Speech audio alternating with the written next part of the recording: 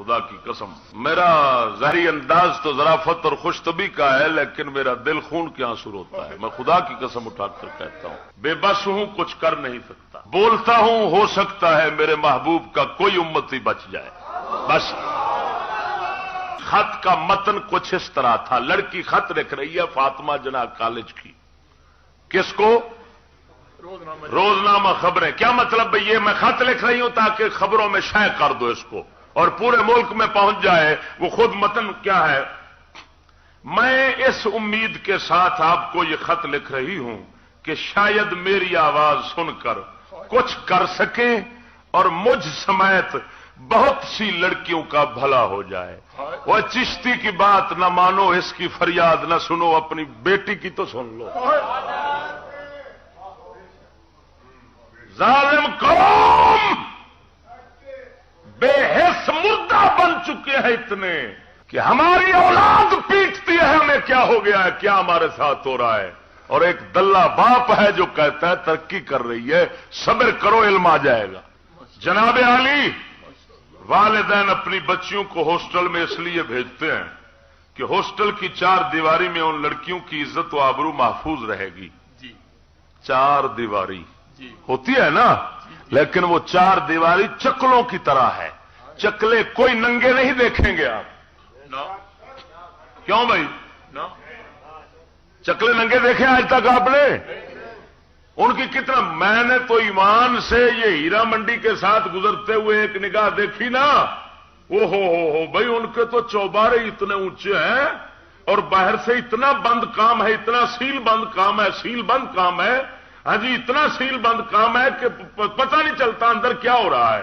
لیکن وہ کس لیے ہے؟ وہ عزت بچانے کے لیے ہے یا گوانے کے لیے؟ تو آپ نہیں سمجھے یہ کیوں چار دیواری ہے؟ اندر جانے والی تو چادر چار دیواری کی دشمن بن کر نکلتی ہے. توجہ نہیں فرمائی یار. وہ تو گھر کی چار دیواری کو اپنے لیے قید سمجھتی ہے. پھر یہ چار دیواری کیوں ہے؟ میرے لفظوں پر غور نہیں کر رہا. اس چار دیواری میں سیکھنے پڑھنے والی وہ تو گھر کی چار دیواری کو جیل سمجھتی ہے. کہتی ہے یہ گھر کی چار دیواری کیا ہے، ہمیں کیوں کو تم نے قید میں رکھا ہوا ہے. باہر نکلتی ہے تو گھر کی چار دیواری کو گرانے کی کوشش کرتی ہے. تو اس کے سکھانے پڑھانے والے کنجروں نے چار دیواری کیوں دے رکھی ہے؟ میرے سامنے کچھ لڑکیاں برقعے کے ساتھ جا رہی تھی سکول میں. میں نے کہا اپنے ساتھی سے، میں نے کہا یار یہ جتنی کپڑوں سے باہر آ چکی ہیں وہ پہلے دن برقعے میں گئی تھی. ایمان سے بتاؤ، جو حالت یونیورسٹی میں جا کر بنتی ہے اور پھر یہ شو بزنس جس کو کہتے ہیں، یہ بے غیرتی کا جتنا کام، یہ اشتہار کا کام عورتیں کرتی ہیں، کنڈکٹری کا سارا، یہ جتنی کپڑوں سے باہر آ چکی ہیں اور بورڈوں پہ جن کی ننگی تصویریں چسپاں ہیں، میں پوچھتا ہوں کیا یہ پہلے دن اسی حالت میں گئی تھی سکول میں؟ ان کے برقعے تھے.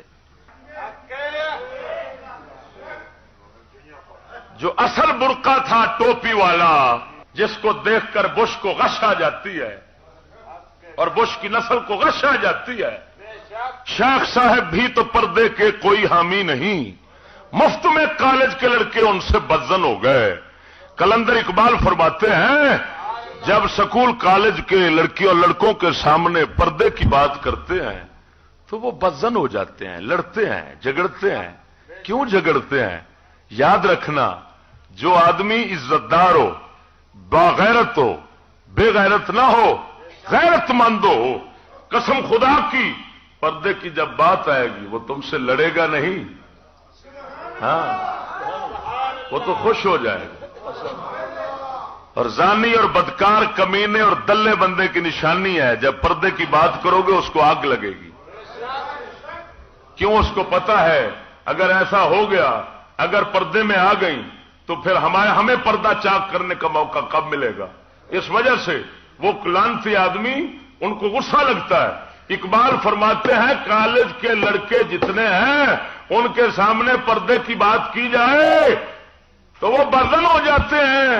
ہاں وہ بد گمان ہو جاتے ہیں. کیا مطلب؟ وہ یہ گمان کرنے لگ جاتے ہیں یہ کوئی روکنے والا ہے, یہ ہمیں یہ زنا کے پھر قریب نہیں جانے دے گا. توجہ نہیں فرما. ہاں یہ بات علامہ اقبال کر رہے ہیں. اسی وجہ سے ٹوپی والا برقع پہن کر عورت سکول جا سکتی ہے. وہ سکول والے قبول کریں گے؟ کیوں بھائی؟ کیوں قبول نہیں ہوگی؟ اگر وہ قبول نہیں ہے تو آپ سمجھ لیں کہ ان کا منصوبہ کپڑے اتارنے کا ہے, پہنانے کا نہیں ہے. اگر پہنانے کا ہوتا تو وہ کہتے داد دیتے ہیں ہمیں تو ساری لڑکیاں اسی حال میں نظر آنی چاہیے. توجہ نہیں فرمائی.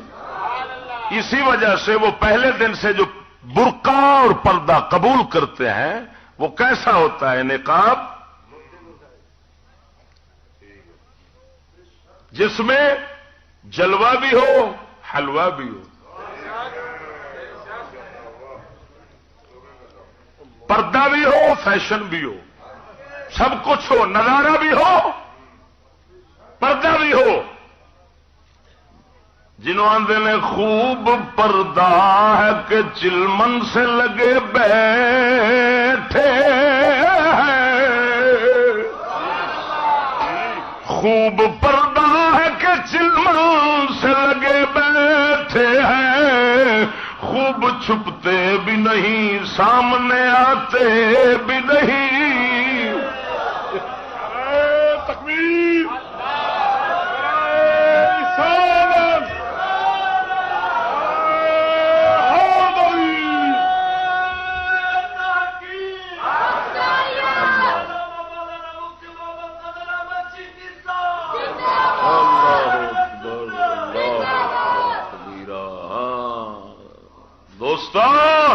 امت مسلمہ, بلکہ میں تو کہوں گا انسانیت کا کام اگر کسی نے کیا ہے نا تو وہ ہمیشہ منبر رسول کا وارث کرتا ہے.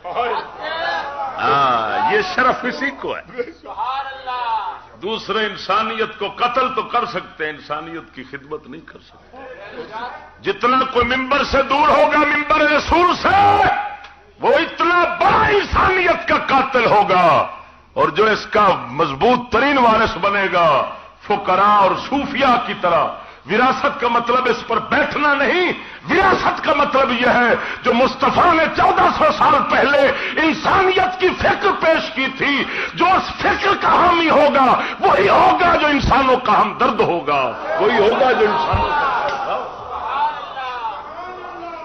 ہاں یہ شرف منبر رسول کو ہے, یہ شرف نبی کی مسجد کی چٹائی کو ہے. سبحان اللہ, ذرا توجہ سے کہیں سبحان اللہ.